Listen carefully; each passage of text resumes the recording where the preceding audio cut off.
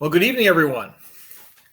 Looks like we have quite a group on tonight. And so we'll get started right away here. If you're on this lesson, you are interested in looking into the career of becoming a Linux system engineer.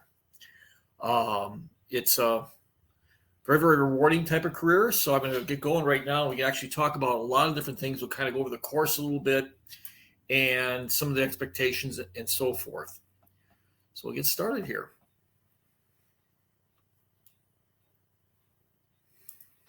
Yep, jump one too many. My name is Keith Barth. I'm a lead technical analyst at Oshkosh Corporation in northeastern Wisconsin. I've been doing Linux and Unix administration, engineering, architecture for about 25 plus years now. And in addition to that, I've had the opportunity to work in a whole range of different fields of computing. I started out in academic computing, working for a small college. I then moved on and worked for a number of years in retail with a large Midwestern retailer. From there, I moved on and spent about 9 years working in healthcare, a couple different hospital systems. Then spent a year and a half or so working for a large insurance/annuity company out of central Michigan before I joined Oshkosh about 7 years ago in the manufacturing field. So I had the opportunity actually to work in a lot of different aspects of Linux and Unix administration. And they're all a little bit different, and they're all, very, very interesting in many different ways. It also says here I'm also a visiting professor at Chamberlain University and Northeastern Wisconsin Technical College. I am not a native to computers and computer science. In fact, my degrees have nothing to do with the field. And that's kind of the wonderful thing about this field of system engineering is you just need an affinity for it. You don't necessarily need a degree in it. Now, my undergraduate degrees are in political science and philosophy. I have a master's degree in sociology. And then I've done PhD work in the field of higher education leadership. So it has really nothing to do with system administration and working with Linux. I got started on my wonderful world of computing back when I was a college student. And I worked in a language media center at the university. And I'm dating myself, but this was back in the early 80s. And our entire catalog was pretty much a big binder full of, Xerox pages or, copy pages. And we updated it every so often. Well, not an efficient way to hold a library. So I started tinkering around on the mainframe on a VAX VMS system and discovered a relational database called DataTrieve. And what I did is I actually moved all of that information about the catalog into a database, and I was able to print off the catalog that way. Still couldn't do a lot with it as far as, working on a computer with it, and from there I moved on to other computing things. I computerized a lot of the language media center as I graduated and took on the role of directing the center. And for 12 years, I basically redesigned all the IT there. And that's how I got into IT. And then from there, I moved into system administration in the Unix world. So that's kind of a quick, run of how I got to where I'm at. So I work for Careerist. Careerist is a leading career training platform, and they've really done a lot in pioneering by industry experts to maximize students' hiring opportunities. We're more than just a class. You will see as we talk more about it tonight that it's not only you're going to learn about system engineering in Linux, but you're going to get some more hands-on experience. You're going to have practical things you can do, internship, virtual internship, a lot of different things that are really going to prepare you for going out into the workforce and getting one of the jobs in this field. Careerist is supported by, we're supported by over 250 staff members. And our graduates are landing high-paying jobs in record time, which is really a great thing. Particularly, the economy's been a little bit iffy lately, but hiring in IT is still very strong. So that's a good thing you can look forward to. And again, Careerist's mission is to provide access to high-demand, high-paying careers in tech. There is a tremendous need in tech right now.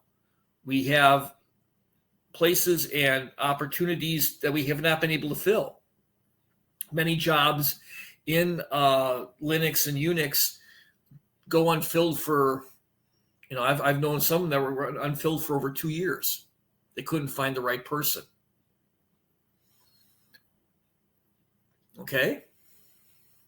So that's really what you're looking at. Okay, it looks like we're still showing connecting. Well, I will go on. The good news is, Mateen, is that the thing of it is we're recording this, so we should be okay if it kicks in at some point. So I'll keep on going here. Ronaldo, be patient. We'll start talking about it, but I just can kind of give a brief overview of what we're doing here before we start the lesson, okay? Okay. Who are the instructors? Well, we have a lot of great instructors here. We have Andy, who is who's kind of leads a lot of the development work with us and does a lot of kind of planning for the classes. And then Chad and myself are instructors, both of us with a lot of experience. Justin, who is joining us now, again, he's been in the field a long time as well. John and Alex, again, people who have been have a tremendous amount of talent and experience in the field, and are very willing. All of us are very willing to share all that with you. Okay, so that's kind of the instructors. There's essentially 6 of us, and you'll be getting us various ones with different lessons. I've got a couple lessons, and the rest of the crew got divvied out the other lessons and practicals. So you'll be seeing probably almost all of us over the course of the course. And then there's our team that supports us as instructors.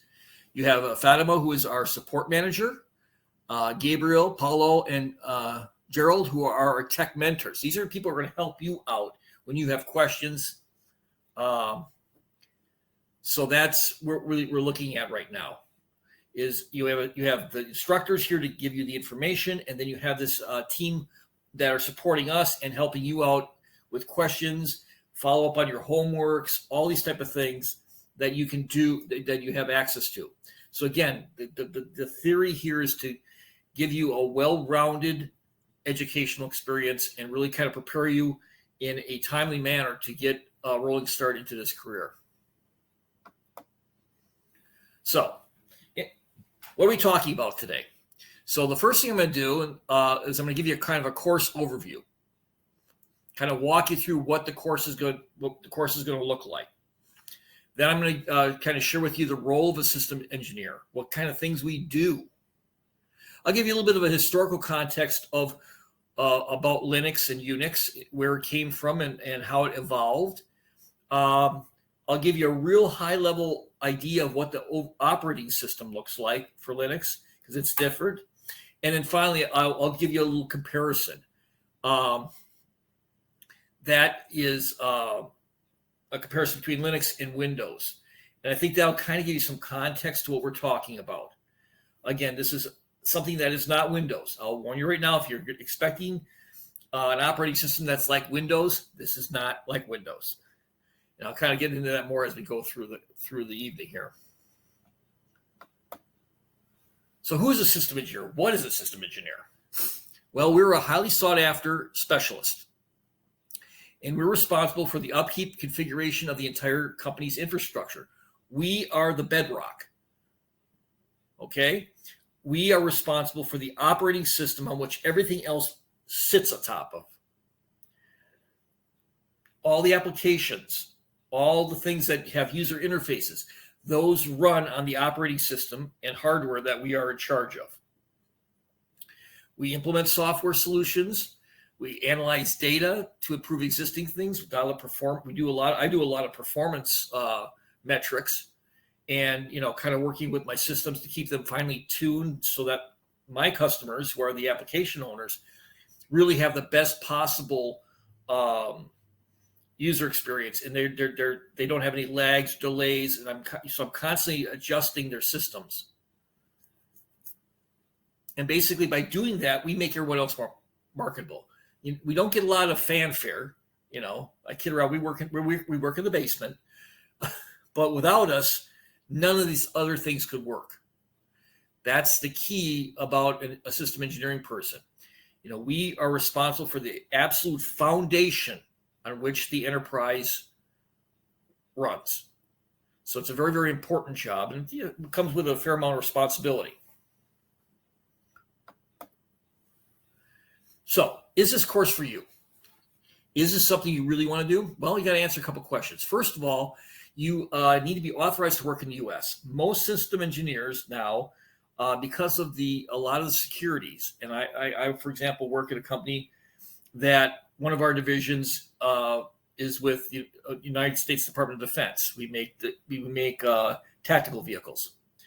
Well, we can by a lot of laws control that kind of thing, and among those, you have to be a U.S. citizen, a U.S. person, in order to work for our company, and that's just by federal regulation.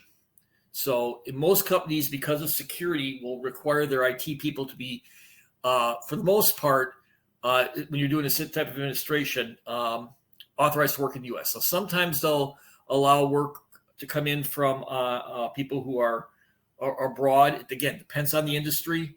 Mine, it's not so much, but if you get something like healthcare, it's not quite as tight there. And I know of a lot of people who do engineering jobs remotely from different parts of the world for those. So you need to be comfortable speaking English. The jobs here are geared for the United States here, and most of the people you'll be working with will be English speakers. So you need to have at least a comfortable command of the English language. You need to have an understanding of basic computer science.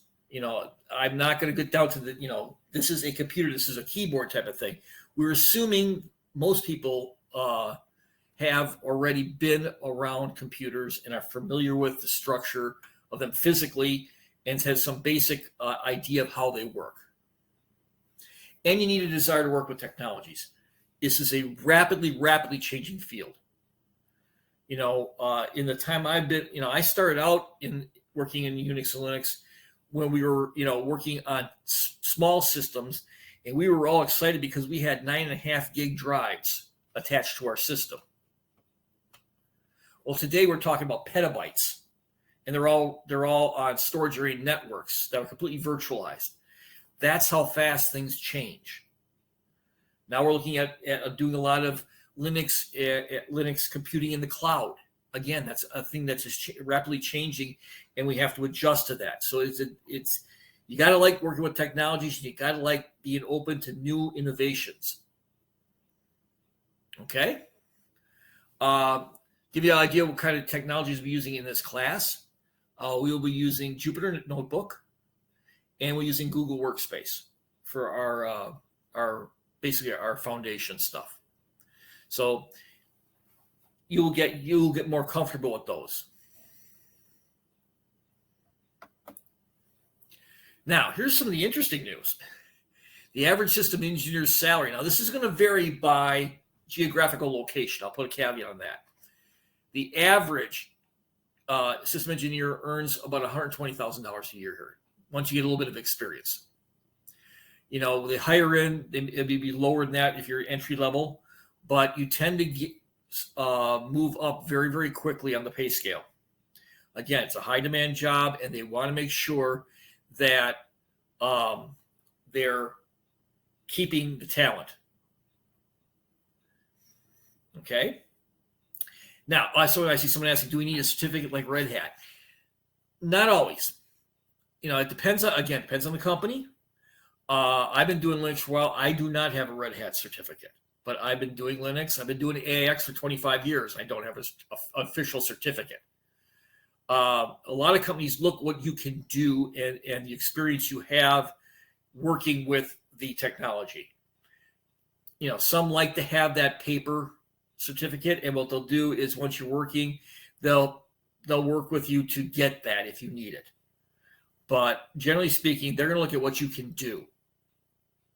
And that's one of the goals of this course, is to really give you the tools that you can take that and get that entry level position and say, hey, listen, these are all the things I can do with this operating system. So that's going to be the kind of the point we're going to try to get you to. But again, you'll evolve as you get more and more senior. You can get into more and more different areas of system engineering. And again, the pay scale goes up. So what are the benefits of working in this field? Well, system engineering is easy to learn. There's no programming involved. Okay, we're not programmers. We don't write code. We support the operating system. No, we write scripting. We will script things to help us automate the work we do and get us out of the tedious little stuff. But we're not programmers. So there's no programming needed. Again, the compensation is very good. There's a lot of system engineering jobs out there.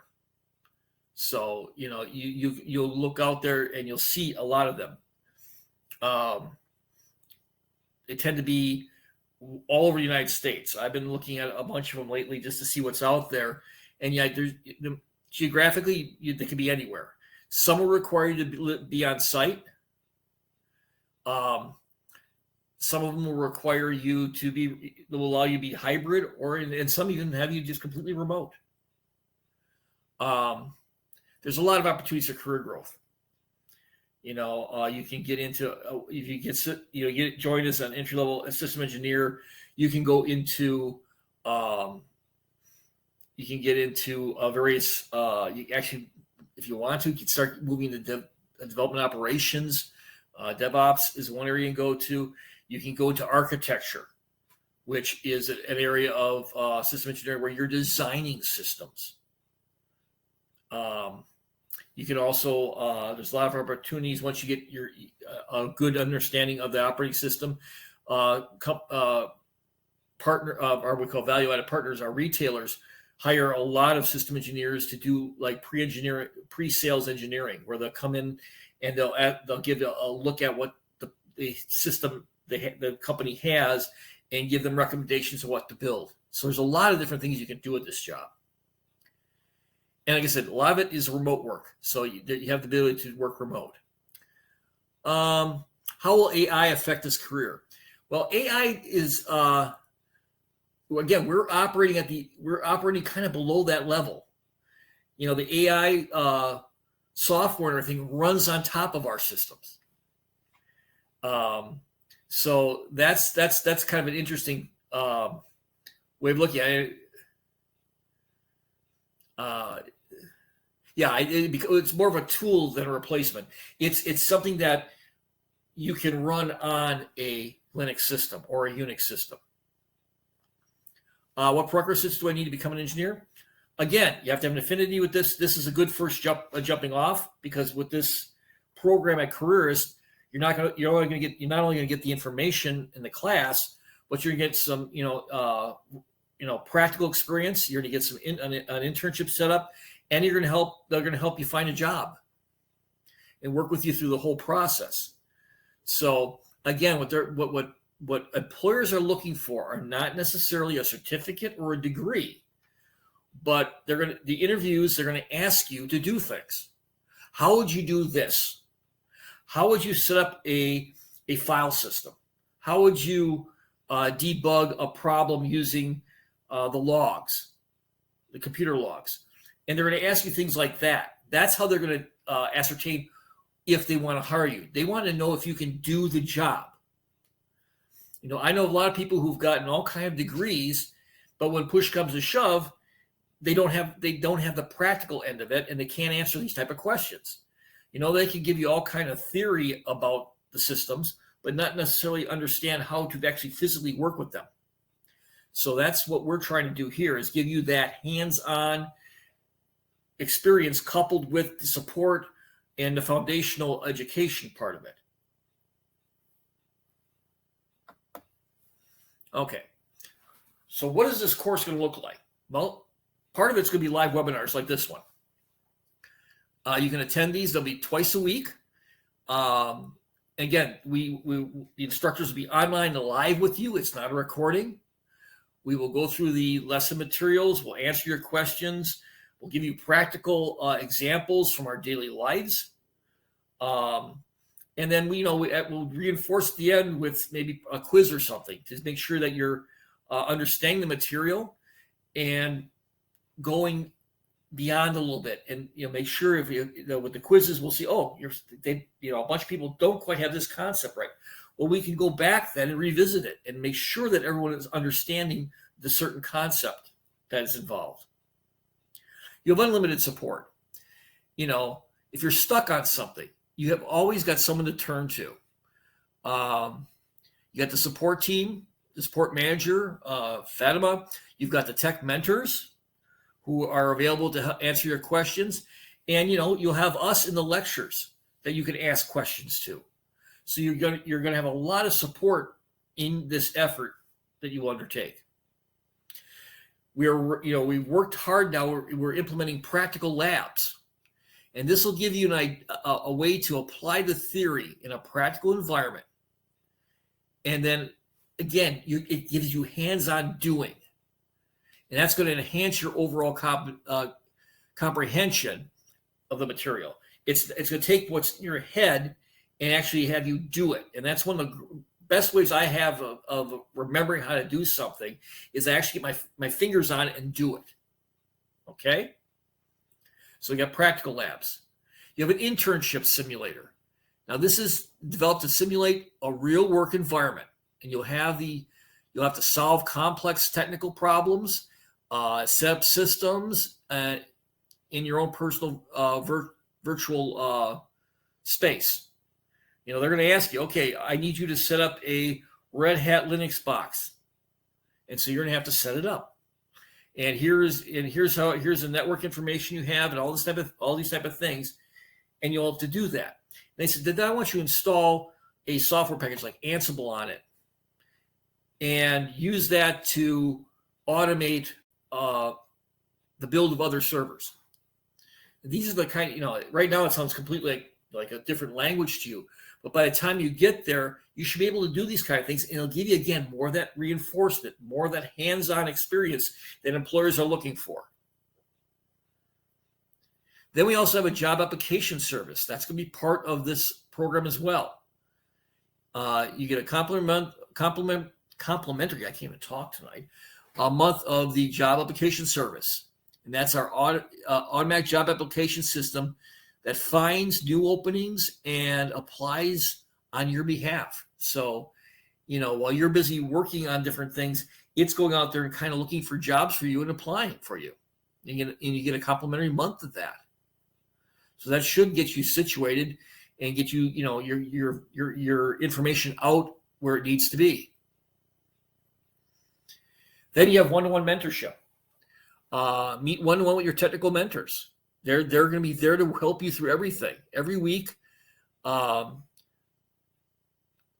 practice advanced content and help you sharpen your skills. That way you're going to get hired. And finally, career coaching. We'll optimize your resume. We'll help you build a good, solid-looking resume. Help you set up your LinkedIn profile. And we'll help you, customize cover letters and practice mock job interviewing. Like I mentioned already, give you some ideas of what kind of questions they're going to ask you when you get into that first and second round interviews. Okay? So again, this is not just a class. that you'll be able to reach out to your mentors as you get into the class. There more information will be coming on that. You'll have their email addresses. You can reach out to them, and that's how you'll get a hold of your mentors. Okay. All right. So what's the timeline look like? Well, the learning part of it, the course itself, the classes that you'll be going through in the practical labs, that's going to take you 10 weeks. This is a 10-week program. We've actually stretched it out a bit more than we first started out with it, because we want to make sure that we're taking the time to get these key concepts to you and make sure that you understand them. Otherwise, it used to be crushed down to a shorter period of time. And, a lot of the students felt like they were drinking from a fire hose. They were overwhelmed. So we're spreading it out a little bit more and making sure we take our time. Okay. And those classes are all going to be recorded, Deanna. We do record every one of our classes, and they're usually available for you to rewatch some point the day after. So, classes are Monday and Thursday. So sometime, usually about midday Tuesday or midday Friday, you'll be able to find the courses in the learning platform, and you can replay them. And I often encourage my students when I'm doing the lecture to, listen to it, go out and start working on the homeworks and stuff, and then, play it back again, because, sometimes you might have missed something, and, I might have gone over a point, and, you might have been distracted for a second. Well, you can re-listen to these as many times as you want. I've had students who basically, went to the class and then went through it again and played stop and start through the entire class. Okay. We'll get you a more info in a minute. We'll show you how to get more information in a little bit here. Okay. The second part of the course is the internship simulator project. Now, this is going to be 4 weeks of doing that hands-on practical work. Build a system, debug a problem, install some software on top of this operating system, do an upgrade, all these type of things are going to be handled in that 4-week period. That'll be followed by 6 weeks of mentorship, where they're going to mentor you and help you, make sure that they're going to do more work with hands-on type of stuff and preparing you. Okay, then you have 4 and really helping you with the job interview skills, as well as making sure that they filled all the gaps in the technical information. And then finally, you'll have then 4 weeks of the job application service that's basically applying jobs for you, and that will help you out as well. Okay. And then hopefully by that point, you'll be interviewing and starting a wonderful career in this field. That's the goal. Okay. So what's the curriculum look like? Well, I'm going to kind of walk you through what the 10 weeks are going to look like here. You're sitting in the first lesson right now. So this is basically just kind of an overview. What is Linux? What does a system administrator, system engineer do? I'll give you a little bit of there'll be more historical context, the components of the system, and a little bit about how we actually do the work, what we call the CLI, the command line interface. You'll get more of that in lesson 2, where you actually spend some time on the command line interface, the Linux prompt, the commands, common Linux command line work, a walkthrough, understanding files and processes. So it'll get you some more foundational work, some more foundational understanding. Lesson 3, we're gonna get going on in what we call the cloud. The Google Cloud platform is where you're gonna be doing a lot of your hands-on work. So you get the Cloud Shell, setting up Linux on the GCP. We'll give you some overviews on SSH, which is a secure login. That's how we handle everything in this field today. We do everything securely. I'll show you how to set this up, log in, and give you a command line walkthrough in lesson 3. Lesson 4, you'll learn about, okay, you're logged on the system. How do I build this thing out? How do I make it look like it's supposed to look? So you understand file systems. That's the actual directories, which sit upon logical volumes, which sit upon volume groups, which sit upon physical disks. You're going to learn about how that hierarchy works and how to build that. Okay? You're going to learn how to set up users and their permissions. And you're going to learn about security. The use of SSH, secure shell, sudo, which limits users to what they can run with what privileges, PAM, SE Linux, and AppArmor. Again, these are basic tools that we use as administrators to protect our systems, to limit what people can do. Very few people have unlimited access to a Linux or Unix system. A person like me would. But in my company right now, we have 130 plus Unix servers that are in my group, and there are 2 of us that have root access. That's it. Everyone else has got limitations put on their access. We have DBAs who can log onto the system, but they can't. They have to log on, and we give with sudo and everything else. We can tend to give them only access to the commands they need to run. Okay, so that's going to be there. Lesson 5. I'm sorry, my eyes are getting a little tired. User and software management and Ansible, package management systems. How do we update things? We'll talk a little bit about how we update the components of our operating system. How to install new ones. You'll get some background there. User and group account management. How do you manage users and groups? How do you set up the groups that they belong to so they can share files?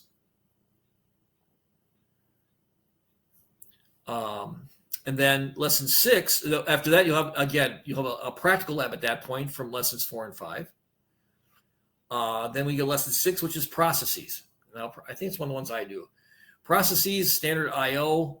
What a process is how we do things on a system.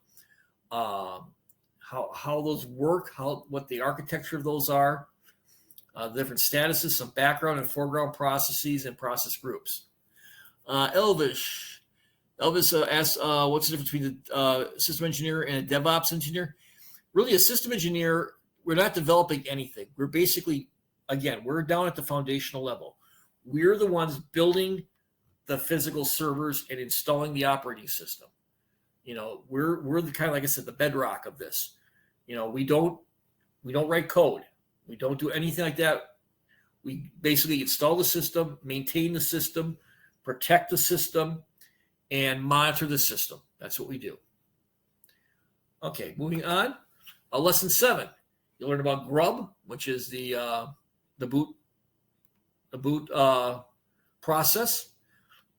You'll get some ideas about System D and the tools that it uses to help start and stop applications on boot. We'll talk a little bit about cron, which is a way we can schedule jobs to run automatically through a file that is read by the system. And then they'll do a little bit of discussion between System D and System V initializations. Kind of give you, it's a good thing to know the difference between the two. Right now, most people are using System D right now, but just System D was kind of the predecessor, and this will give you a little bit of a overview of what the differerences are and why we prefer one over the other. And also, again, it'll build on that knowledge base, so you can say, so if they ask you, why would you want to do System D versus System V initialization? You say, well, this is what we can do, and it's just more simple, and you can explain all that. Again, it's going to give you information you can use. Then lesson 8, you'll learn about storage. Most of this, back in the days when I first started, the storage was attached physically to the server. All our servers had a drawer full of disks that were spinning, and that's what we attached to. It was with a cable. Well, now we really don't have that anymore. So storage now is a lot of it is virtualized, and there's a lot of different things you can do with storage. We'll learn about the logical volume manager, LVM, and that's that hierarchy I told you about, where he takes a slice of a disk, be it virtual or whatever, and then you build a structure on which you can put a directory and files. So we'll talk about how to create a volume group, and then a logical volume on that volume group, and then from there you can make a mount point and create a file system. And in that file system, then you can put files. So we're going to give you a good, solid overview of that. We'll talk about things like RAID. Now, RAID today is not as prevalent as it used to be, but we still use it on the back-end storage. And what that means is there's redundancy in the storage, so that if, say, we used to have RAID where we had say 4 physical disks. 3 of them we'd use, and 1 would be a hot spare. And then if something happened, that hot spare would take over, and the broken disk would drop out. We do that now in a virtual way. So they've got that all set up on the storage area networks. Again, we'll talk about file systems. We're also talking about a very important area of backup and recovery. A big focus in the industry today is disaster recovery. There is a big focus on that because of all the things we've been seeing with hacking. If a system gets hacked, you may have to basically shut that system down and rebuild it. In order to do that, you have to rebuild it from something. And so we'll talk about different ways we can use system backups and recover in a timely manner and bring us back, our systems back online. And then we got lesson 9, which is the network security and firewalls. Again, how to set all these protocols up that block unwanted people from peeking in on our systems. And that's one of the beauties of our systems, is that they're very easy to basically we call harden. It's the great thing about Linux and Unix is they are very, very secure systems to begin with, and these will give you some tips and ideas of how to make it even more secure. And lesson 10 is we're going to talk about command line. We're going to give you some advanced command line stuff. We'll start talking about scripting. And basically what scripting essentially is setting up a bunch of commands in a file that will run. And, that way you're not typing in, 18 lines of code. You basically execute a script that in that script, it tells the system, okay, here's what to do. And it runs right through the list for you. A little bit about ZSH overview, and then how to customize, and some really tips and tricks that we use to make sure our systems are well oiled, if you will. Okay, and as you can see on the right there, where each one of these, after each couple lessons, you're going to be having a lab that's going to basically a practical laboratory that's going to have you actually doing some of this stuff hands-on. Lesson 11, incident management. And this is one that I'm very passionate about. We want to know proactively what's going on in our systems. Incident problem management is a way that we can monitor and be alerted to issues that are popping up on our system. On my systems, we've got it set up so I get warned before there's a problem, and then I'll get paged if it becomes critical. So I always know ahead of time what's going on if there's something going on my systems. We'll talk about change control. You just don't go throwing up updates out there. A new piece of hardware. I know we tend to get with our phones and such. It'll tell us, okay, Apple's just sent out a new upgrade to install for you tonight. Well, we can't operate quite that way. And we have to kind of be very, very careful of how we do things. We have to test and make sure that whatever we're going to put into production is going to be very reliable. And it's not going to have any unintended consequences. So that's one thing that's very, very important. So change control helps us do that. And what that is basically it's a process where you request a change. That change is reviewed by a panel. And what they do is, okay, you tell them, okay, I'm going to do this. I'm going to install it in development. And from there, we're going to our what we call our QA, our quality assurance environment. And if it goes smoothly, the last landing spot is going to be our production. And they'll talk about these changes. In fact, I take part in a change control management meeting every single week, where we talk about all the changes that our company is going to do in our IT space. And some of them I don't have any input on all, but there's some that I do. Particularly if I'm planning a change, and I see someone else is planning a change about the same time. So, hey, let's talk about this, because we don't want to be both tinkering with the same system at the same time, because that could really have some interesting side effects. Okay, and then finally, lesson 12, the NOC, which is the Network Operations Center, which basically is your front line. So we'll talk about monitoring and alerting, Prometheus, Grafana, Alert Manager, among other tools. And then lesson 13 is prepping you for the job market. You'll talk about the interview process, pre-internship discussions, and common interview questions. Will be in that last week of the lessons. Okay, looking at my thing here. Regina, I'm going to school for network administration part-time, and I'll be starting work as an IT assistant next week. Well, that's great. Network system administration, that is a great tool to have, particularly if you're looking into this, because if you understand how networks work and have that background, that's going to be helpful. What are some certifications? Blake lost me again, looks like. What are some certifications we can have as a system engineer? Well, there's a number of them. Red Hat has a whole suite of different certifications you can work on. Okay? You can start off as a Red Hat certified system administrator. You can walk all the way up to senior system engineer type of certifications. So you have all that available from Red Hat.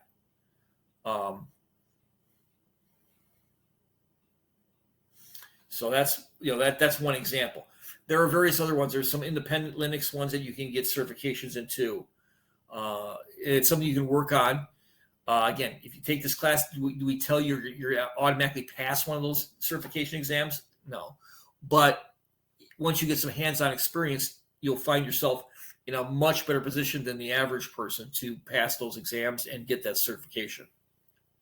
And again, a lot of companies, depending on where you get hired, they may have, for example, Linux. There's a number of different types of Linux. You got Red Hat, you got Ubuntu, you got a number of other ones, SUSE.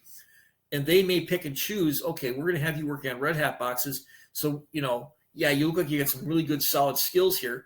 Now we're going to get you, we're going to send you to classes to get your certification, which it happens in most places.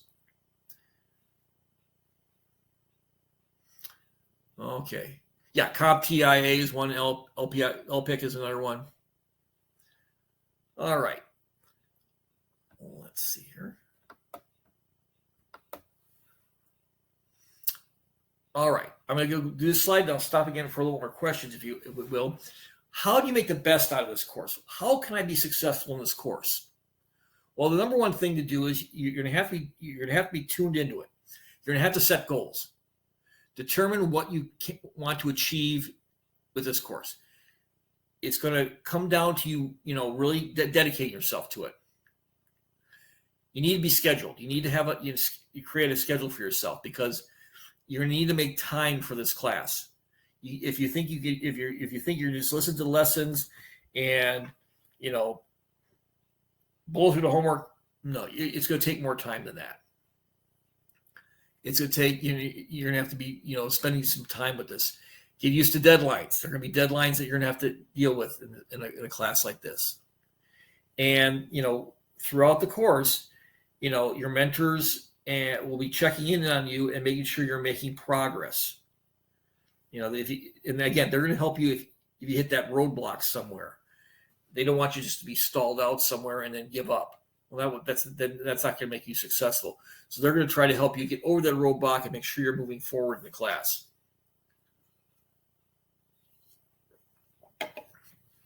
Practice.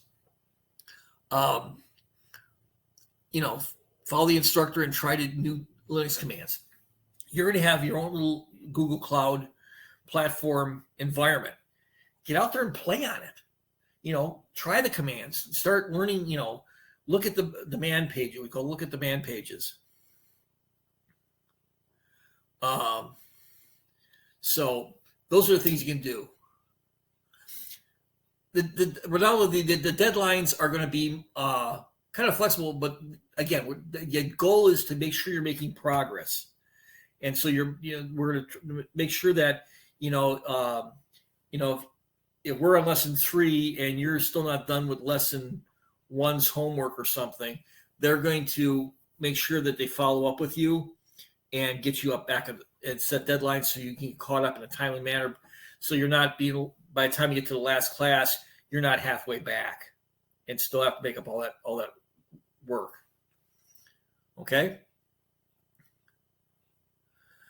Okay, I'll get these questions in just a second here.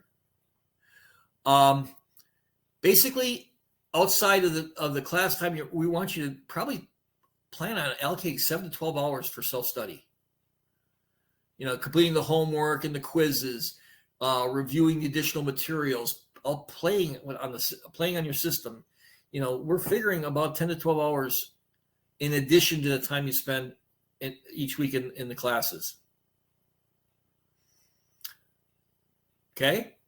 Be an active participant. Engage in discussions, ask questions, and interact. I can't stress. That's a week. Probably in a week, Juan. You're going to spend probably 7 to 12 hours a week working on this stuff for this class. Be an active participant. I can't stress enough to you that attend those lessons, because you basically got the ear of an industry expert. And so if something doesn't make sense to you, ask a question. I like when they ask questions, because as I put, there's no such thing as a dumb question. I know this stuff inside out, backward and forward. And sometimes in my presentations, I'll unconsciously make assumptions that you know something. Well, if that's not true, raise your hand, ask a question. I'm more than happy to step back and say, okay, you're right. I probably didn't make that clear enough. And I'll go back and I'll work through it again. And I know I do that when I do my lessons, is I'm constantly doing what I call my little temperature checks throughout the course lesson and saying, okay, are we all on the page here? Is there anything that we need? And I'll ask, is this clear? Is this clear? Is this clear? Before I move on. Okay?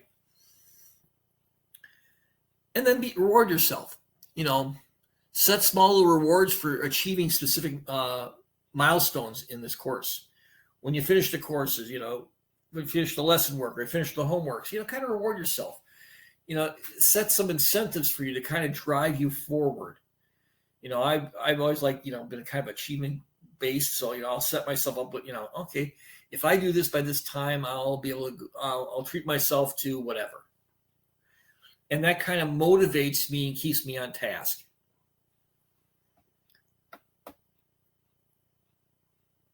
All right, so start your career as a system engineer with Careerist. Nope, I went the wrong way. Sorry. I went backwards instead of forwards. All right, before I start on getting into what Linux is and what a system is and what we're going to work on, are there any other questions on what I've covered so far?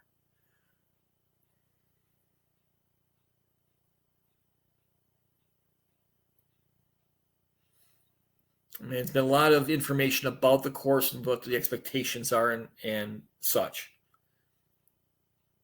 Okay, what I'm going to do then is I'm going to start talking a little bit more about what you're going to get into. When we talk about system engineering, the first thing that pops in a lot of people's heads is, what is a system? What do we mean by the word system? When we talk about a system, we usually mean hardware and software working together. A system is a physical server that has an operating system running on it. That's a system. Um, I'm going to have to turn. Elvis, I can't answer that question because I don't know the answer to that question about if someone's attended the program before and wants to attend again. Is there a discount? I don't know that answer. I'm going to refer you to the basically the admissions team that's going to be working with you, because I simply don't know the answer to that. So again, we're talking about hardware. Hardware is the computer itself, the physical stuff. I call them frames, and a frame will consist of the processors, the memory, the systems board, and then all the slots that you put all your adapters in. That would be your networking, your storage, and other types of I/O. That is what we're looking at. That's the hardware part of it. Okay. Then there's the software end of it. Software is the operating system. That's what we install on the hardware. The hardware can just sit there and it doesn't do anything. Okay? It simply doesn't do anything. In order to make a computing system, you need to install the operating system. So that's the first thing you do. And then, the subsystems sit on top of that and some of the basic operating system applications that we run. And that makes the system. And then once that's all done, you put the software applications that you run on. Maybe you may turn into a web server, so you have to install the web stuff on top of that. That is part of the software tier of a system. And finally, users and operating procedures are part of the system. You can build this great, big, beautiful system. Got the nicest hardware. You got the operating system all installed, patched up, everything ready to go, and you have no users. Well, what's it going to do? It's going to do nothing. You have to then work with your users are just as much a part of the system as the software and the hardware, because they're the ones who are going to make use of the computing power that you've built. Okay? So that's when I'm talking about systems, that's what I'm talking about. It's a combination of software, hardware, and the users. That creates a system. So what does a system engineer do? Well, we specify, install, configure, and maintain the operating systems. I'll get a request. It'll come to me. It says, okay, I need you to build me a server that's got, 2 physical and 4 virtual processors. I need this much memory and this much storage to connect to. And I'll go out and say, okay, fine. And I'll start working through the process, and then I'll install a base system, the base operating system. We call golden images, which is basically, in my case, is a fully patched system that I build from a system snapshot. So I will build a system based on that, and once everything's installed and I get all the things, the tweaks and tunes to make it their own, I turn it over to the application folks, the DBAs or the application folks, and say, okay, it's all set for you to go. Now, the beauty of doing what we do with that is, if you're doing it from what we call a golden image, all your systems are exactly alike. You don't have any one-offs, and that's really that's an insider tip for me. When you're doing this job, you want consistency. You don't want to have to look at one system and have, okay, I debug a problem on one system and look at another system and it's all completely different. You want all your systems to look pretty much the same as far as their base operating system. The other thing we do is you automate routine tasks, like installing upgrades or checking for performance and giving us warnings. All these things that would take hands-on, tedious steps, we can script or use different software packages to automate those. Check on the performance. And if there's a problem, email me. I can't tell you how many emails I get from machines every day. Actually, I get more from machines than I do from real people. And that's simply because I've automated the systems to warn me or inform me when something is going on. Then you provide support to your user community. my current job, our biggest customers are the database engineers or the database administrators. And I'm there as a resource to them because they know their database stuff really, really well. But they're not so much knowledgeable on the Unix itself. So I will get, I will be working working along, and I'll get a Teams message from one of the DBAs. You got a minute? Sure. What's up? And they'll ask me all kind of questions. Like I'm seeing I'm getting complaints from my end users saying that the system is slow. Are you seeing anything? Or, can you help me find what that might be? I say, sure, I can help you. And I'll walk through it with them. And we'll check the different things. Are there any hung processes out there? Are there, runaway processes? Are there, is there an inordinate load for some reason? Is something cockeyed with the database system? That's the kind of things I do to support my users. And, I'll also get requests from them. I'm running out of space. Can you help me? Sure. Set up a request to get some storage. The storage team will cut it out, and I'll basically add it, configure it, and turn it over to you, and away you go. That's how we support our user community. And then finally, responding to outages and security incidents. That's a big part of the job. Now, another little hint, the more time you take, building solid systems, the less outages you're going to have. But you still might have some. And security. I've got it set up where I get emails from IBM, which is the Unix we use is AIX, which is IBM's Unix product. I'm on a mailing list. The minute that there's a security issue that they've identified and created a fix to, I get an email. Okay? I get an email. And then I go out there and say, okay, I got to take a look at this. So I go out and check my systems. Am I vulnerable? Am I not vulnerable? If I'm vulnerable, I inform my team, say, hey guys, and my boss, I say, hey, we got an issue here. We got this security vulnerability that we have to address. And most times the companies will, like IBM, for example, will package it up so you can install it on the fly and it won't interrupt anything. Now, that's not always the case, but 90% of the time it is. And so then I go through the whole process then of creating a change record and testing it out and doing all these type of things before I put it in. But I have to do that in a timely manner. So we're constantly watching. And if there's a security vulnerability identified, we're on top of it. Because you don't want to let that crack open for some hacker to come in and basically do horrible things to your systems.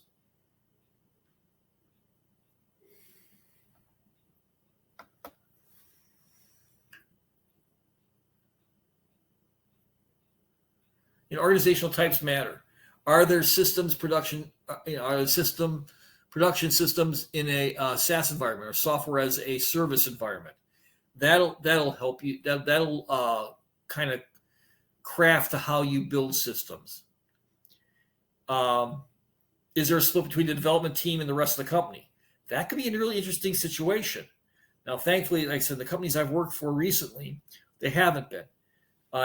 The same teams who are working in production are also working in do all the development work too, and it's just a whole process. But there's some places where you got the dev team doing their thing, and next thing you know, it's like, oh, we're going to push this to production, and the production team goes, what are you talking about? Something you got, and us as system engineers, we're caught in the middle because they're talking, push this out. We're going, hang on, I'm not going to push anything until I talk to everybody. Thirdly, are there internal IT systems on a non-software company? That's another thing we have to work with too.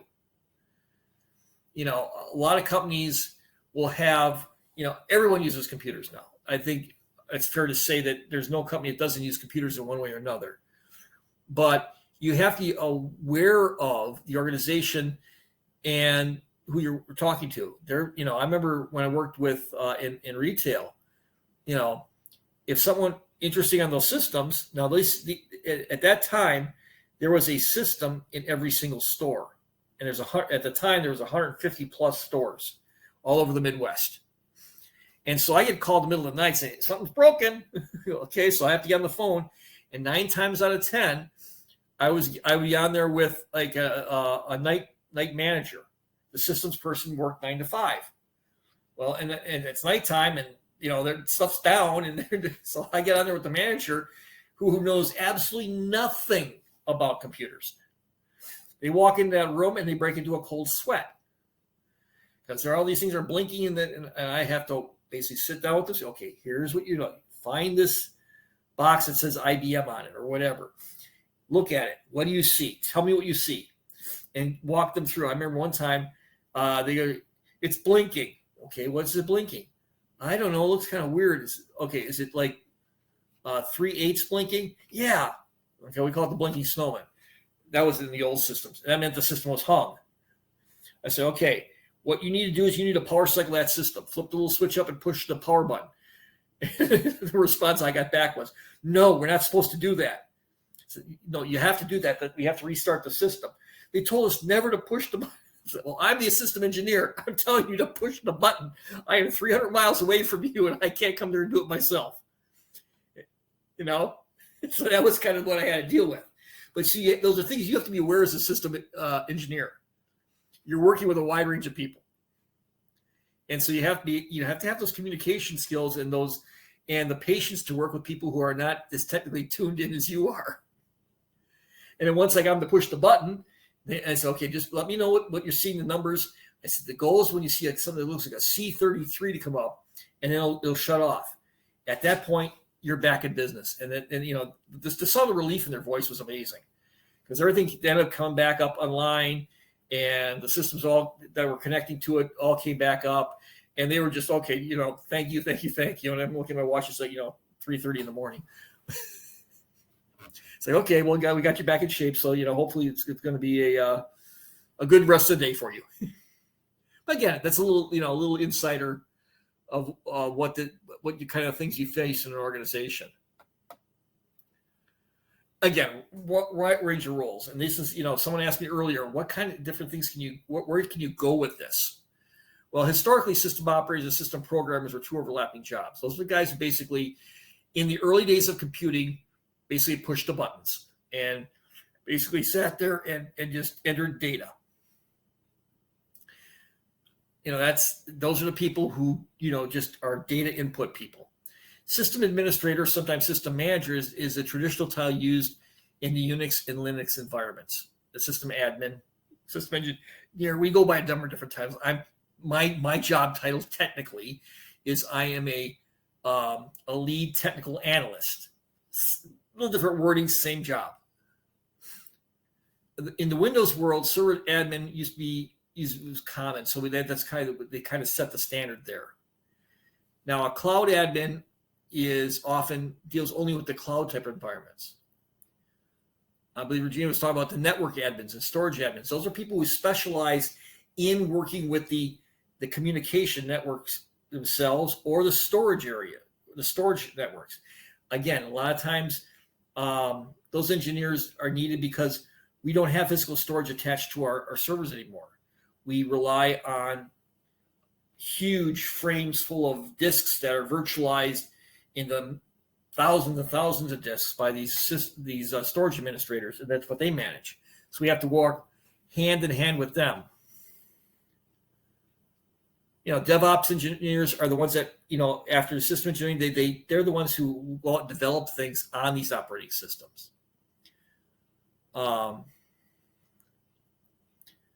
SREs require software engineering skills in large organizations. And then in some countries, there are government-approved job programs that have more specialized titles. It can be hardware, software, whatever. Again, a wide range of roles you can play as a system engineer, and you kind of fall into them as you need to. And again, it makes your career path that much more open. So we're going to be talking about a Linux system engineer. That's what this course is going to focus on, is Linux. The cloud, we talked about the course is cloud-based, and we're not going to talk a lot about a lot of physical hardware, but we will get a little bit into some of it, particularly some networking things and how to carve out storage. But we're not going to actually get into physically configuring adapters and that type of thing, because again, we're working on a cloud base, and we're not all our servers, our systems are virtual, which we'll talk about virtualization as we go through the course too. I could, it's one of my areas of specialization. I could probably spend hours talking about virtualization, but not at this point. I don't think you're ready for that quite yet. So what is Linux? Linux is a Unix-like computer operating system assembled under a model of free and open source software development distribution. What happens is what do you mean by an open system? Open source means that it belongs to everybody. It's not something. The basic, like I said, the Linux kernel is open. And people there's a whole huge community of people out there who build on it and refine it and that type of things. And it's called the open source systems. You have several we call distributions, or we call them distros, that serve different purposes. And those distros can be like Debian, CentOS, Red Hat, Fedora, SUSE. All those are different. They're different builds on that same base kernel, that same base foundation. And they do things a little differently, and in some cases can be more practical in some environments than others. For example, if you're a little small business and you're just getting started and you want a web server, well, you're not going to necessarily want to go out and build a big Red Hat system and pay the licensing and everything for that. You may go out and get a free distribution of like Ubuntu and install that to start out with and work on that. Again, it depends on what you're doing and when you're doing it. Like bigger corporations like the one I work for now, it's all Red Hat. We have Red Hat Enterprise Edition. And so, and we're talking, thousands of server instances. So where is Linux? Linux is everywhere. You'd be surprised how many things run on Linux. 96.3 of the top 1 million web servers in the world are run on Linux. So, if you're looking at a web server and you're working on a web page, the foundational operating system, most likely underneath all the web page and all the administrative tools and everything else, is probably a Linux system. It's in research and high performance computing. It's underneath Google. It's underneath Amazon. NSA, National Security Administration. 100% of the top 500 supercomputers have a Linux base to them. Linux is also the underlying component underneath your Android phone, your Amazon Kindle, your smart TV, your Apple tools. Apple is based on a Linux kernel. It's that the term is ubiquitous. It's everywhere, and you don't realize how prevalent it is in our computing environment. But yeah, imagine 96% of all your web services are provided on a Linux base. So why Linux? Well, first of all, it's in most cases it's free, secure, and open source. Why is that good? Free is always good, right? Now, the code itself is all free. Companies will charge you occasionally for licensing and support and that type of thing. So it's not completely free.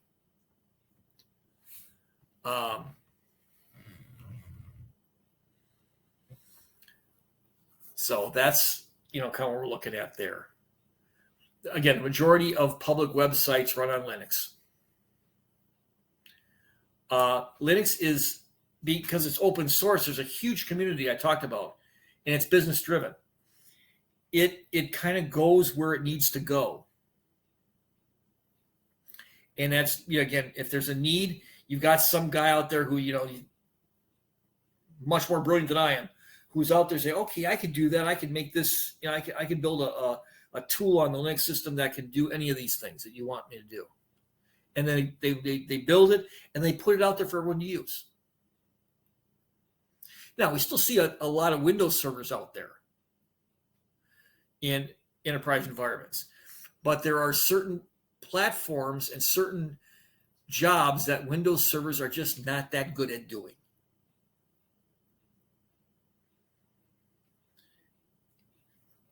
And technically, there's a tool out there called Windows Subsystem for Linux, where actually you can run Windows on a Linux system, which is really kind of interesting. But I prefer to run Linux on a Linux system because Windows. I kid around people. I've been in this field so long. I don't do Windows. I just plain don't do it. There are just so many interesting issues with Windows sometimes that I would never run Windows on a Linux system, but that you can if you want.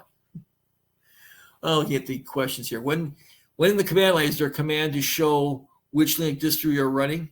Yes, there is. It's going to depend on the distribution, but that'll actually come in the class itself. We'll give you a lot of those type of the pieces of information. Okay. All right. So where did Linux come from? Well, Linux is the creation of Linus Torvalds. He was at the time he was a student in Helsinki, Finland, and he had this. And this is really a while ago. He had an Intel 8036, 386 IBM PC clone, and a copy of Minix, and he started monkeying around with it. Well, Minix it was an early iteration of Unix, so and up until that point, the early Unixes tended not to be able to run it on a 386 processor, an Intel processor. It just didn't work right on it. Like I said, when I started working on Linux systems in the late 90s, in Unix systems, they all had to run on basically proprietary processors that could handle them. At the time, it was the Power processor in IBM. In HPUX, Hewlett Packard Unix, HPUX, it was a Spark processor. Well, Torvalds wanted to have the ability to do something, work with this type of platform, but it wouldn't run on a 386, so he came up with a way to do that. He kept tinkering with it, and he finally built an operating system that could run on a 386 processor. Then he learned about what's called the GNU project by Richard Stallman. That was started back in 1983, and that had components available to run, but it didn't have a kernel to run on. So that's why it's sometimes called GNU Linux. GNU, not Unix. GNU is not Unix. It's so that's where the whole open source type of thing came into play. Okay, so it was a creation by someone tinkering around, came up with it, and it just took off from there. What are the components? Well, I've talked a little bit about this, so I'm not going to spend a ton of time on this. But at the center of the Linux operating system is the hardware. Okay, and then you have what we call the kernel. The kernel is the base operating system. And that's going to be your file systems, your processors, your multi-threading, your device access. How your system talks to its adapters, how it talks to the network, how it talks to the storage and configures it. That's all on the kernel level, which is the foundation level. And then you have on top of the kernel, we have the shell, and there are different shells that can run on a Linux system. And again, we'll get into more of this in the heart of the class, but they're the most common when we see on Linux, we call bash, which is the born again shell. Then there's the C shell, and there's the SH, which is the Bourne shell. And there's the Korn shell. And then there's the 10xC shell. There's all different types of shells and all that means is what your command line looks like and what you can do at the command line and how you can script. Those are your shells. And then on top of the shells run utilities. And utilities will include things like command utilities, like cat, which is concatenate or list, grep, which is to grep a grep command grabs something out of a file, word count, all these different types of little tools that you can use. Those sit on top of the shell, and they're kind of unique to this shell. The way you run some of these commands on one shell will look a little different than when you run them on a different shell. But again, that's more. We'll get into more of those type of things as the course progresses. Okay.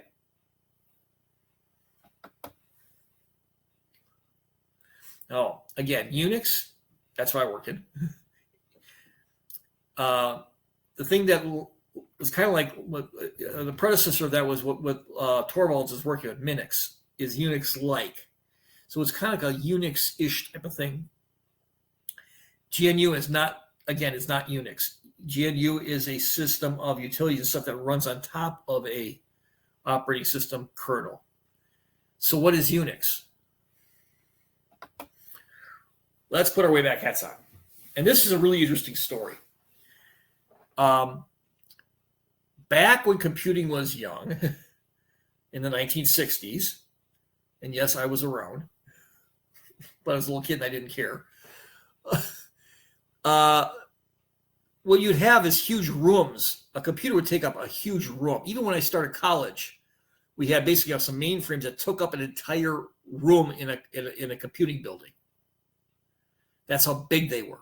And that was just one computer. That was not a fleet of computers like we have today. So you kind of had a timeshare with them.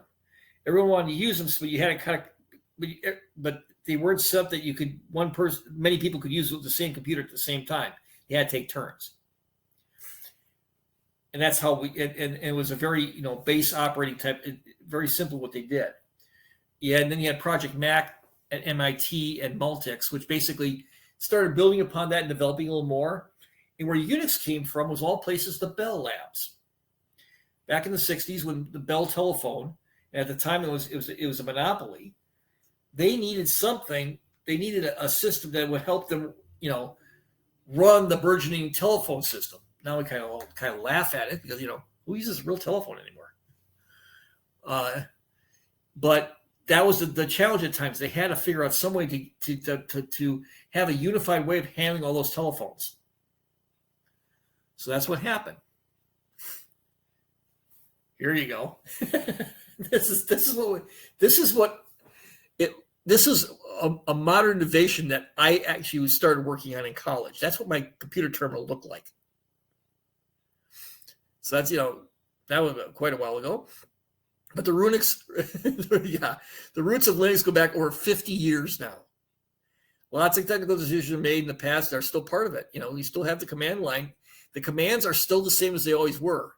It's just now we're, that ADM3 what we call a dumb terminal. It was not a computer. It was just a terminal that hooked up with these big old cables through an underground system to the mainframe in another building.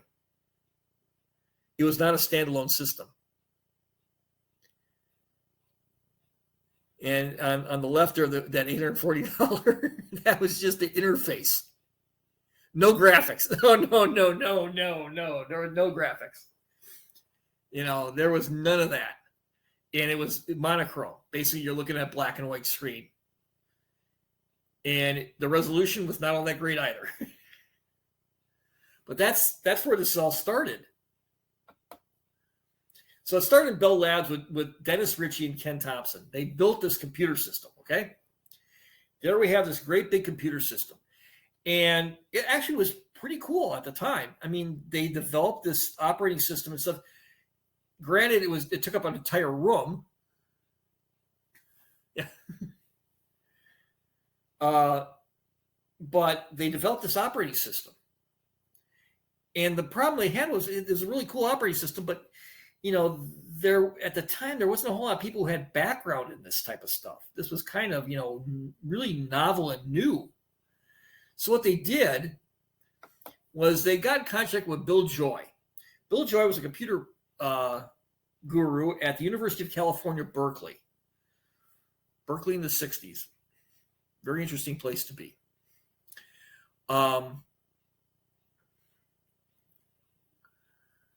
So here we are with Bill Joy. They say, Bill, here's this operating system. We're going to give you the base code.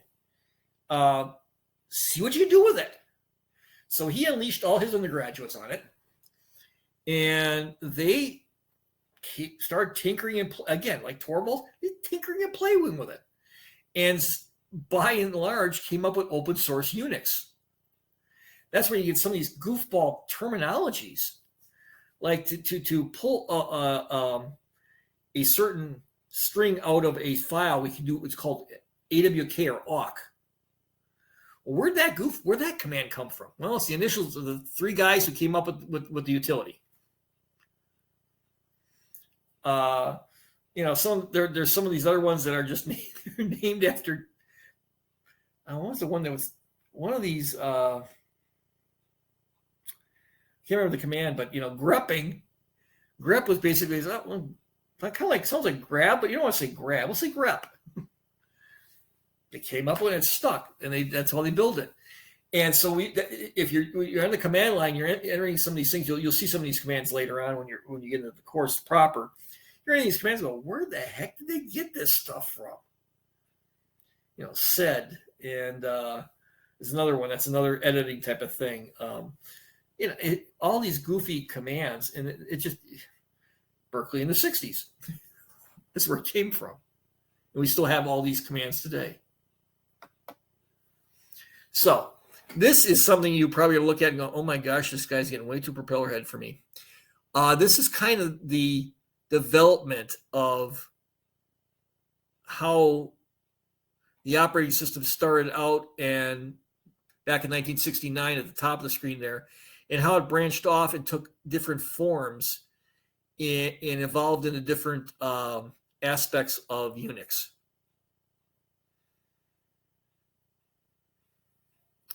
So again, you don't need to know this stuff, but it just can give you an idea how the evolution took place. And this is over the course of, from 1969 to 1986.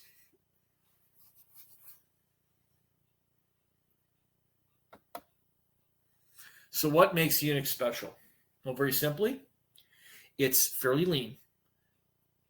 The lines of actual operating system code are a fraction of Windows. So it runs very, very lean. It runs on mini computers as well as mid-range computers, and Linux can run on a workstation. And again, it runs very, very efficiently because it doesn't have all this extra stuff in it. It's the other part that makes it special is a large collection of small tools for programming and text processing. Rather than, Windows tends to blast things out at you and give you everything. No, this gives you what you need when you need it. There's a lot of, because it's open system and it's cross-platform because of C and licensing. Do you still have some companies that are using Unix systems? You better believe it, and I work for one of them. Now I'll give you a little more in a few slides up here why that is. Unix is still alive and doing very well. AIX is one of the most popular Unixes out there, along with HPUX and Solaris. They're generally used to support big operations, where you need a lot of bandwidth and a lot of power. And so you use a lot of you got hardware resources, and you need a very effective, secure, and hardened operating system to run that on, which I'll get to in a minute. And then it's got a huge user community in universities with everyone has access to the code, and so there's constantly growth in the code. That's it.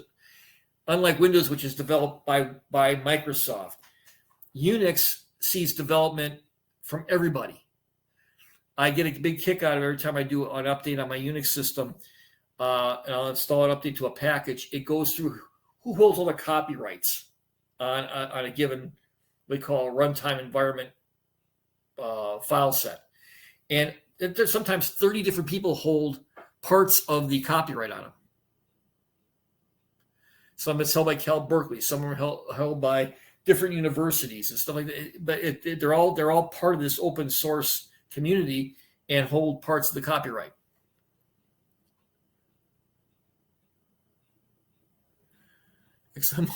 I don't know about that. All right. Moving on here. So what's Unix philosophy? Well, Doug McElroy, in 1978, came up with an idea, kind of was like our marching orders for Unix. So he said, make each program do one thing well. Make those small utilities. Make it simple and make it work well. To do a new job, build a fresh rather than complicate an old program by adding on new features. Simply build a new component. That way you keep, again, it's a collection of small programs and utilities versus let's add this on and add this on and then you got this big thing that's just this cumbersome, literally can be a rat's nest of code. You don't want that. You want to keep it simple and straight. Expect the output of every program to become the input of another. Really, the output of what we do often, and 9 times out of 10, will feed something else that's going on the server. So don't clutter your output with extraneous information. Keep it simple. The output from some of the stuff some of the programs I write, I don't put a lot of gobbledygook in it. I get what I need. I abstract that what I need, and then I work with that. And I feed that into something else. All right. Design and build software, even operating systems, that to be tried early, ideally within weeks. And this is kind of the whole Scrum type of thing. And don't hesitate and throw away the clumsy parts and rebuild them. Make iterations. Unix is a constant iteration. Linux is a constant iteration. It's constantly growing, constantly developing. If they wait to get everything perfect, we would never had any of this stuff. So they put stuff out there, and they all look at it, okay, that works really well. Let's see if we can do this with it now. And then they take and build and add on. But they add on little components at a time rather than try to wait to get this big old monstrosity ready to push out at the same time. No, we build on things. And when you get upgrades, you'll see this when you upgrade a system. When you get system upgrades, not every piece of the system is upgraded. Usually it's a subset. They only fix what needs to be fixed.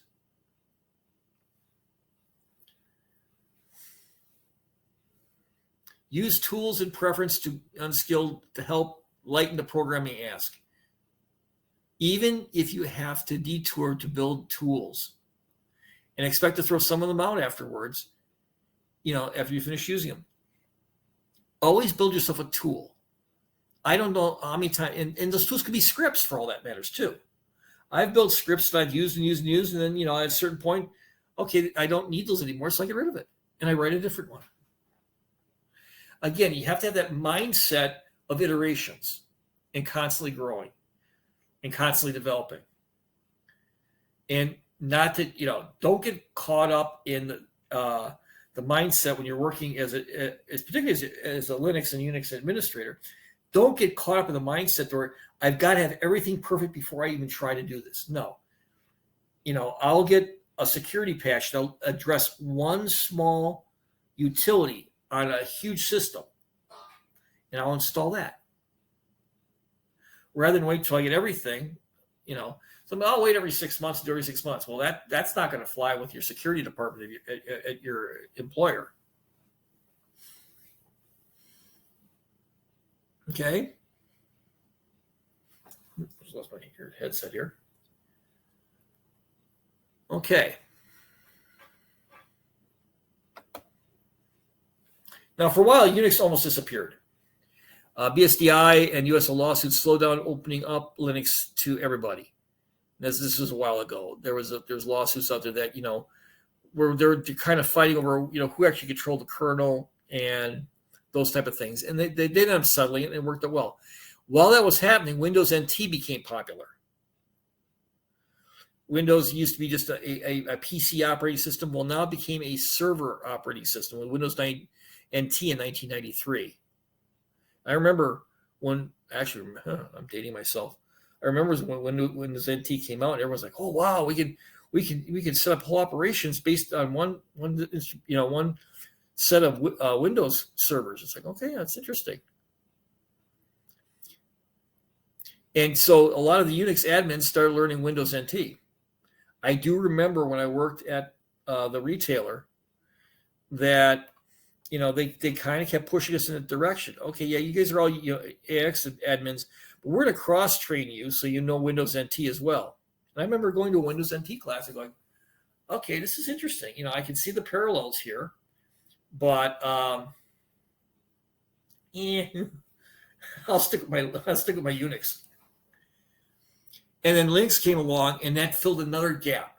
Linux was perfect for that small enterprise, that startup, where and a lot of times anyone who's using a startup with web services, Linux was that perfect piece because it's open, it was free, you could build on it. There was a lot of support in the community out there for it. So if you got someone who had some kind of background in it, you could really get started and really get rolling with a powerful platform for your operation with little or no cost to begin with, aside from the hardware. You have to pay for the hardware, and if you want to pay for support, that kind of stuff. But you could, the cost of initialization was much lower than it would be with buying Windows licensing, or buy, even some of these bigger Unixes buying the big Unix licensing.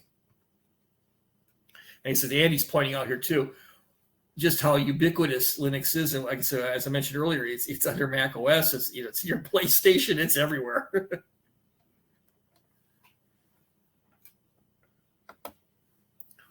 So I've been using the term open source. So what the heck do I mean by open source?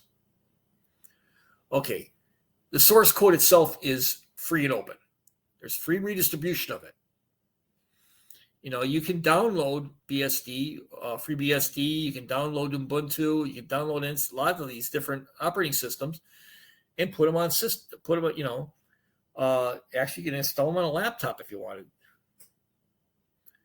Like I say, the derived there, it's open source is derived. What I mean by derived work, it's all constantly being iterated. It's derived from standing on the shoulders of giants. You don't reinvent something. You may invent something new, but you build on what you got, and that way it keeps the integrity of the author's source code. You always use the base code, the source code, when you're making improvements.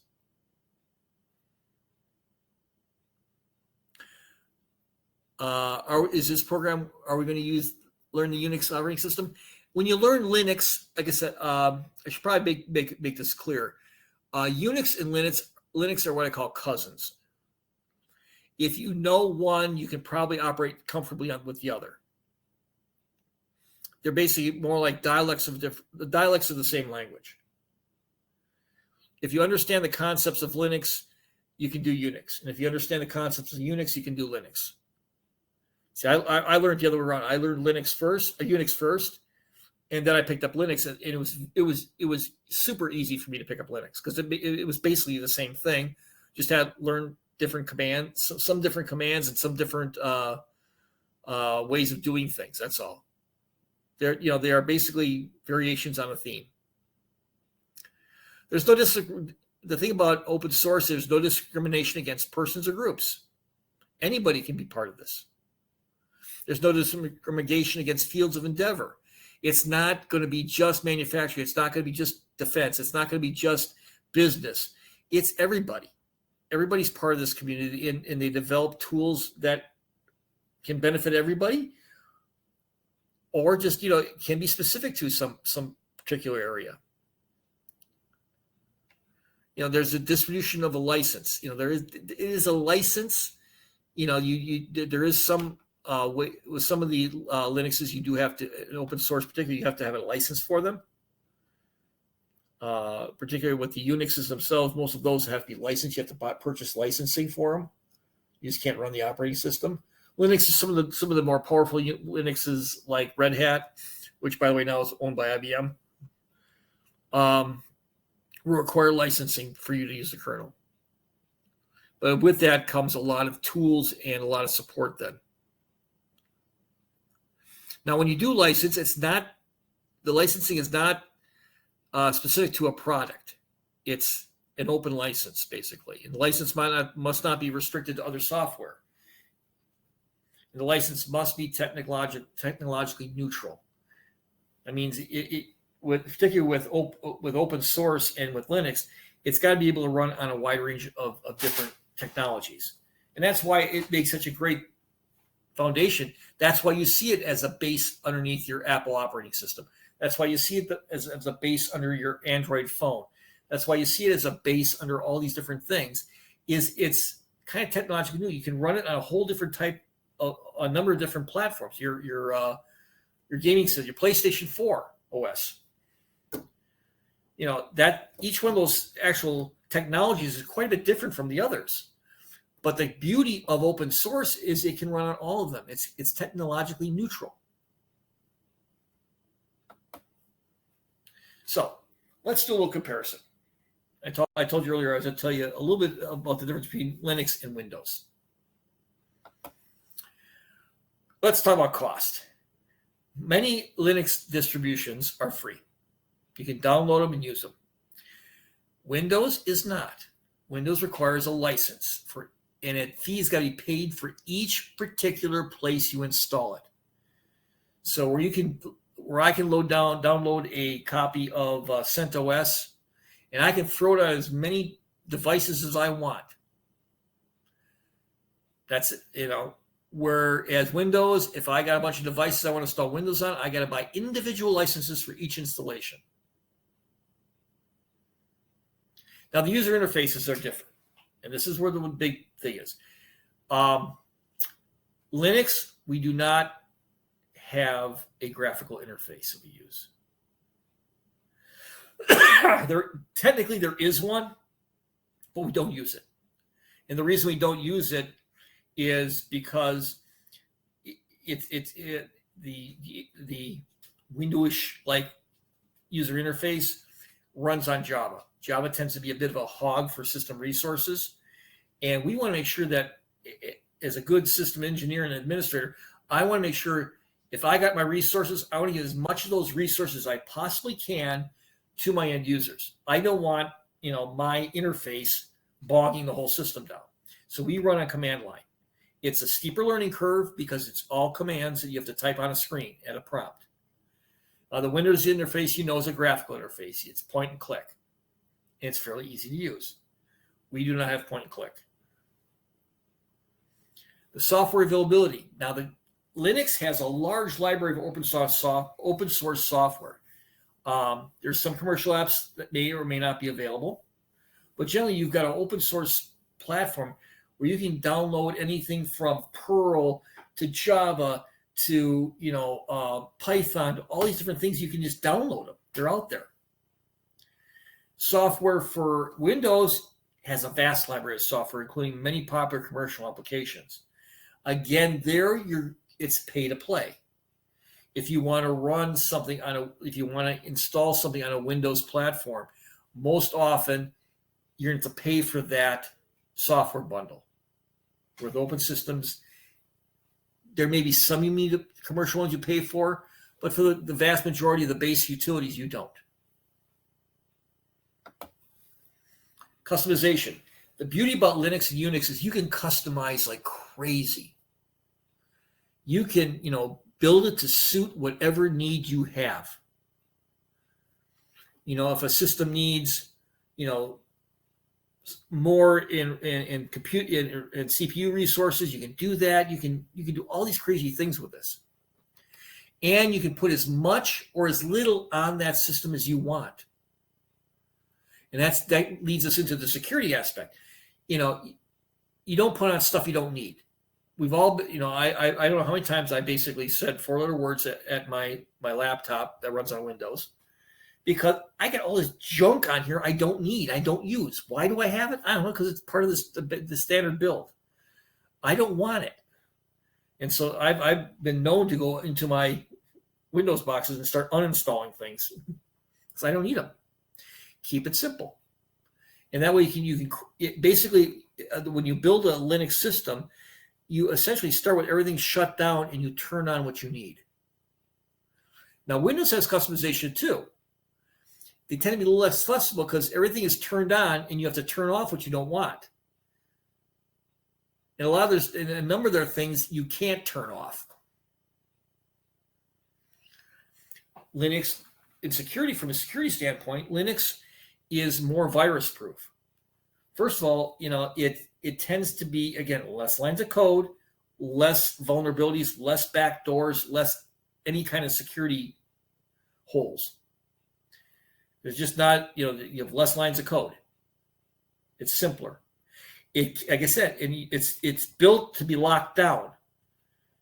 So you only open up what you need. So for a hacker, that's a lot of work to try to mess with that. Windows, you've got loopholes and backdoors all over the place because there's so much stuff on there. And so those are the ones that hackers will pay more attention to.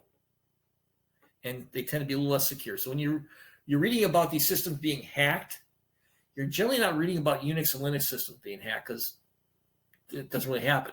They're generally very, very secure platforms. Generally, what you're seeing is the Windows systems are what's being hacked. Now, the pros of a Linux system is it's open source software, it's very secure, and it's really cost effective. And that's why a lot of companies are using it, and that's why there's a lot of jobs out there because they need people to basically run these things. Now, the pros of Windows is that it's support, it's ease of use and software availability. That's one thing it does have going for it. Now, when we talk about Linux systems, I'm going to shift gears here a bit.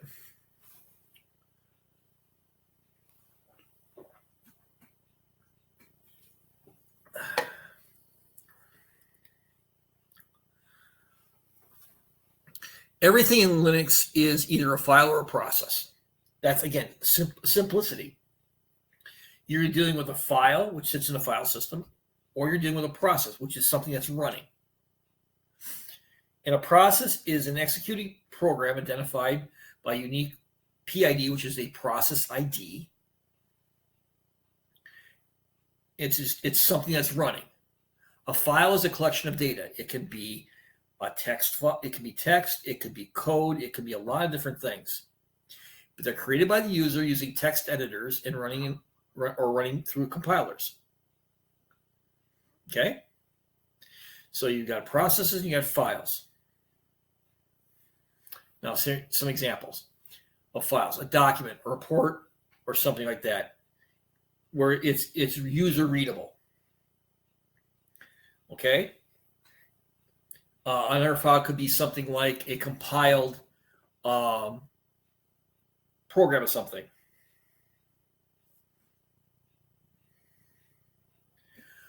That's one thing and when you try to look at that, it looks like all garbage characters because it's a compiled binary code. So your files can contain a lot of different things.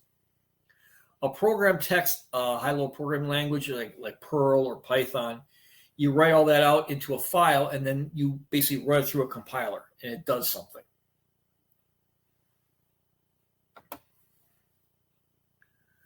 All right. So we want you to be able to start your engineering career with Careerist. Okay? And I'm going to move on to the next one here. So questions. I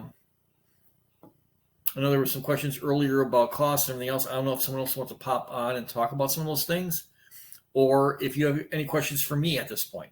If not, I do have a little time left, and I actually have I can give you if you're interested, we can do a little quiz here. I've got, we've developed a Kahoot quiz. Do you get a certificate? I believe you're going to get a certificate that you completed the course. Is it a certification? No. It is you will get some kind of documentation that you successfully completed the course and its aspects. What's my favorite distro? My favorite distro, I do like Red Hat, but if I'm doing stuff on my own, I generally will go with either Fedora or CentOS, which is basically Red Hat without the Red Hat. It's the open free version. CentOS is a really solid distro, and it's one I would recommend for people to, if you want to start with something, I recommend CentOS, but that's a personal preference. C language is not a must learn in Linux. No, it is a something you can definitely use, a tool you can use if you can program in C. That's handy because you can compile things then, but it's not required. I don't do much work in C at all. Where do we get distros? Well, you basically go out there and look, and like I think there's freebsd.org. I think might be one of the places you can look. Don't quote me on that. When is the class starting? The class will actually start, I think, a week from tonight is when the actual class will be starting. YAML, yet another machine. That actually will come in handy if you know YAML. When we get to Ansible and that automation platform, that uses YAML, and so if you know how to program in that, that's going to come in handy, very handy. And Ansible is a huge tool in the Linux world. Time and days. I believe all the courses are be offered on Mondays, and the lessons are Mondays and Thursdays from 8 to 10 p.m. Central Time, which would be 9 to 11 Eastern, 7 to 9 Mountain, and 6 to 8 in Pacific.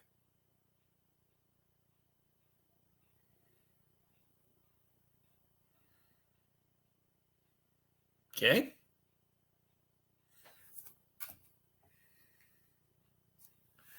I don't believe we have a class that's coming Thursday. I think that the actual lesson 2 will be on next Monday, and I think either Andy or Mikhail could correct me if I'm wrong, but I think that's the case.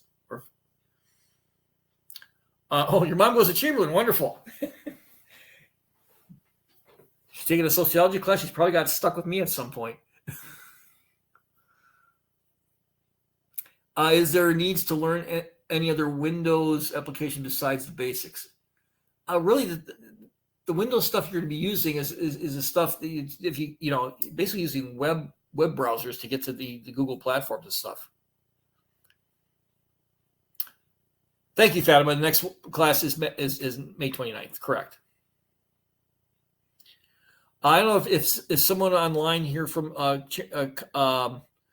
Careerist wants to address the cost issue. I know there's a couple things. Something coming on here. You should see a box pop up with the offer. And that should have your costs and everything involved in it. Okay, that's here. Oh, nurse practitioner class is wonderful. Fatima, Elvis, kindly reach out to your advisor. Okay. Does the program include load balancing, MySQL replication, SSL certificate management? I think we'll talk about a couple of things. Load balancing, again, load balancing is more of a hardware type of thing. We won't cover that a lot. We may refer to it. MySQL replication, we do not. SSL certificate management, that's going to come up. We'll probably talk a little bit about that in the security lectures. Do you have any testimony from the past students who, with no experience in getting a job, going to the class? I think the advisors will have more of that type of information for you. Well, I know basic stuff around Linux, but I have no market-ready skills. Okay, I got my LPI Linux Essentials and Comp. Okay, that's a good start. You'll probably, we can definitely build on that one. What is a distro? A distro is a distribution of Linux. We say distro for short. And that basically, it's a a package of Linux. Like I said, CentOS, Ubuntu, Mandrake, Fedora, Red Hat. Those are all distributions of Linux.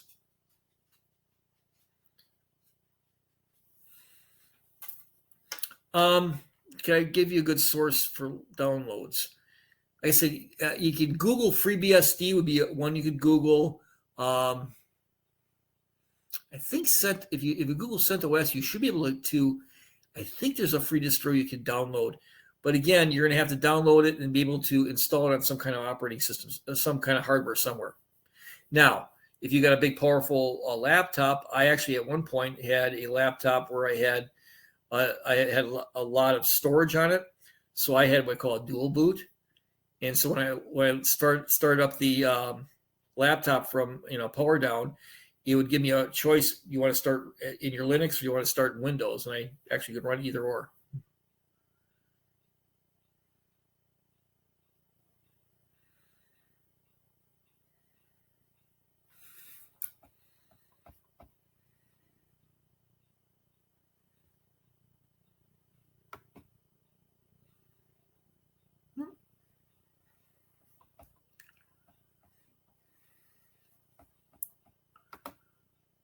Let's see here. I've got about 5 minutes left. Let's see what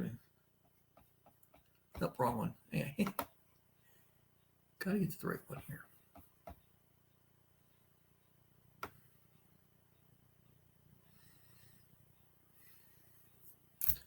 Make sure I got this right because all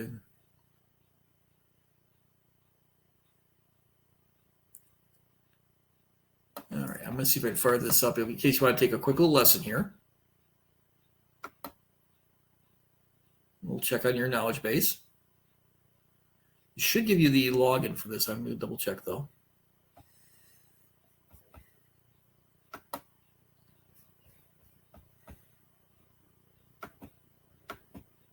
Okay.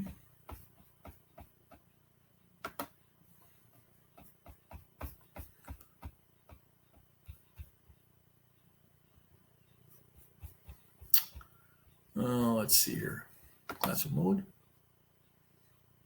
Okay, if you want to join Kahoot, www.kahoot.it, you can do a quick little 5 question quiz here for you guys to see how you do.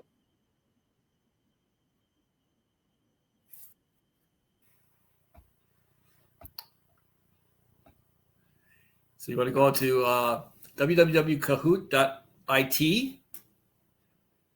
Let me see if I can share this out. Hang on a second.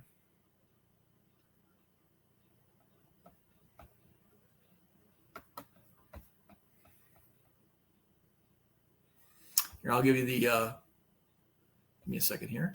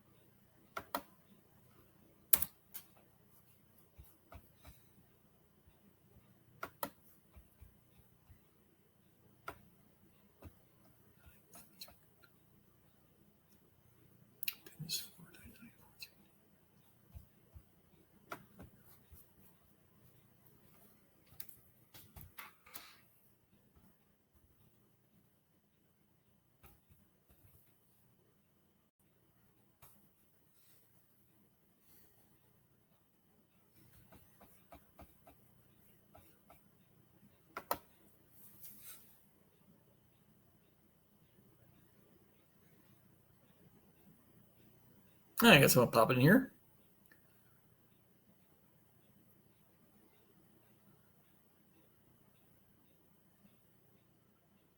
Well, yeah, at least one person popping on. There we go. 2, 3.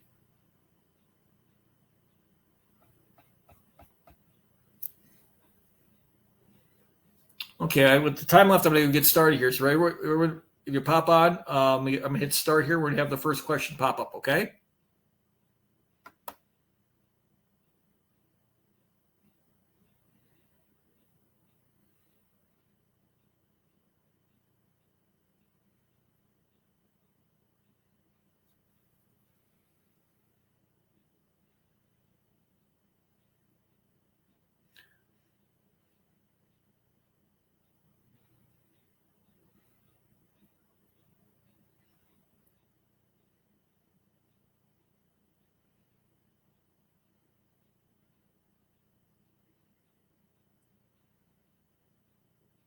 Okay, everyone says, what is a system engineer?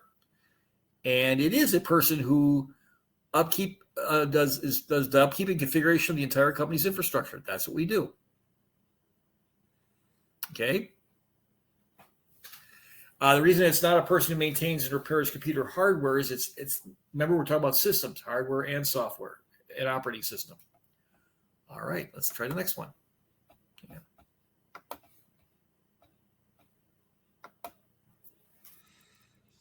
Okay.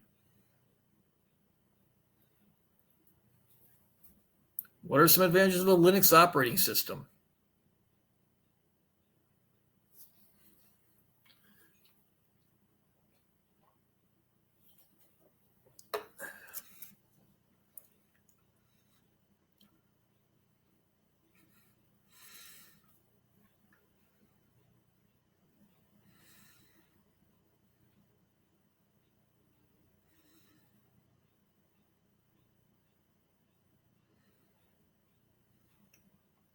Correct. It is free, open source, high security, and a wide range of distributions. Very good.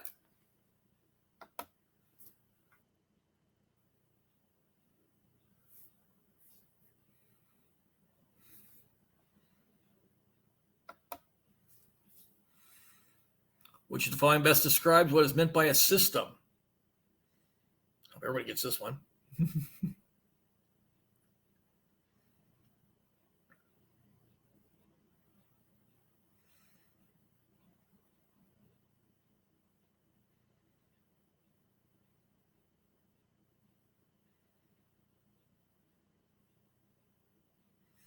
You guys, you're right. It's both hardware and software. It's not just the operating system. Remember, it is when we talk about systems, we're talking about the combination of two things. It's the physical hardware and the operating system.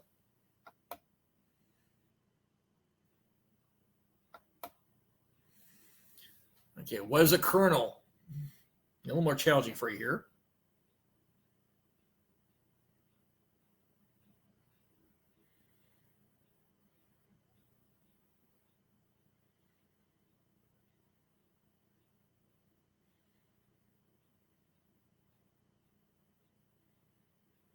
You guys are sharp. It's part component of an operating system. Nice job.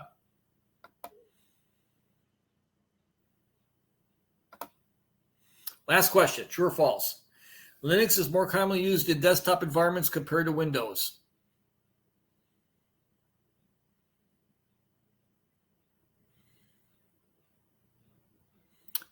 It is false.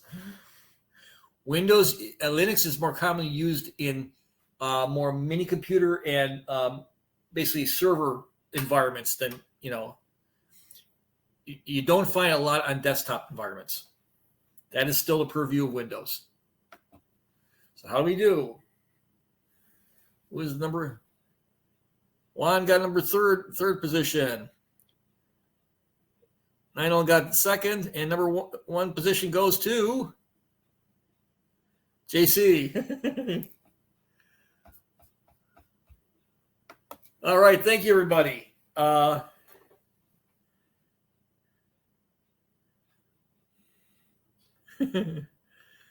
So I hope that I've answered all your questions tonight.